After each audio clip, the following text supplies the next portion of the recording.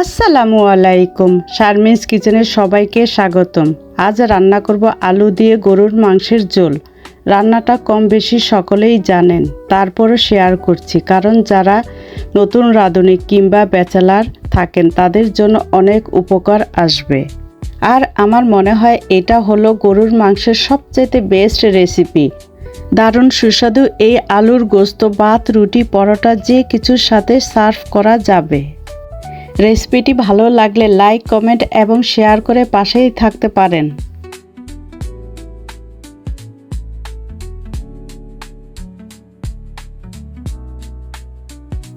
এখানে হাড়, চর্বি সহ 2 কেজি গরুর মাংস ধুয়ে পানি ঝরিয়ে নিয়েছি।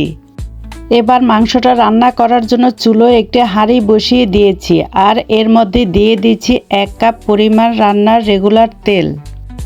এরপর দিয়ে দিচ্ছি 1 কাপ পরিমাণ পেঁয়াজ কুচি।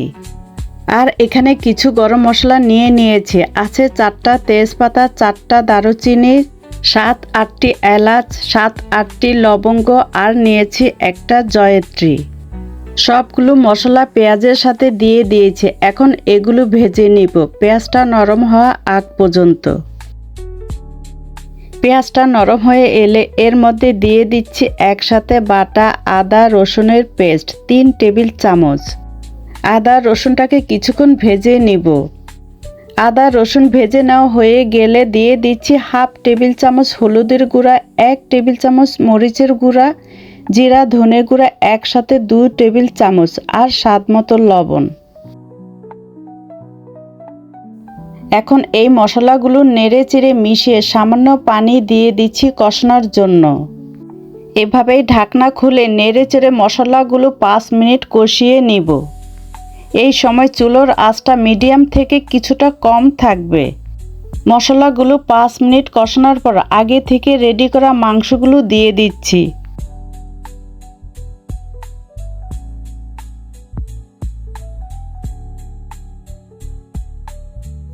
মাংসগুলো এখন আমি মশলার সাথে ভালো মতো নেড়েচেড়ে মিশিয়ে নিব। মশলার সাথে মাংসগুলো মিশিয়ে নিয়ে এবার ঢাকনা লাগিয়ে 5 মিনিটের মতো রান্না করে নিব। চুলোর আঁচ এই সময় হাইতে থাকবে। 5-6 মিনিট পর একটু নেড়েচেড়ে নিচ্ছি যাতে নিচে না লেগে যায়। মাংস থেকে পানি বের হয়ে গিয়েছে। আবারও ঢাকনা দিয়ে 5 মিনিটের জন্য মাংসটা কষিয়ে নিব। আর অবশ্যই একটু পরপর নেড়েচেড়ে নিতে হবে, তা না হলে নিচে লেগে যেতে পারে।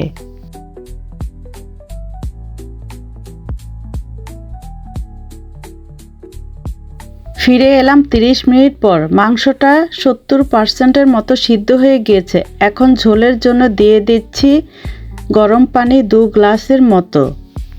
অবশ্যই গরম পানিটা দেওয়ার চেষ্টা করবেন, তাহলে মাংস যেমন দ্রুত নরম হয়ে আসবে তেমনি রান্নার স্বাদটাও বেড়ে যাবে। নেড়ে চেড়ে মিশিয়ে নিয়ে ঢাকনা দিয়ে আরও 5 থেকে 6 মিনিটের মতো রান্না করে নিব। এখন ঢাকনা খুলে আগে থেকে কেটে ধুয়ে নেওয়া আলুগুলো এখন মাংসতে দিয়ে দিব। আলু দিয়ে নেড়েচেড়ে মিশিয়ে আবার ঢাকনা দিয়ে 10 মিনিট রান্না করব আলুটা সিদ্ধ হওয়া পর্যন্ত।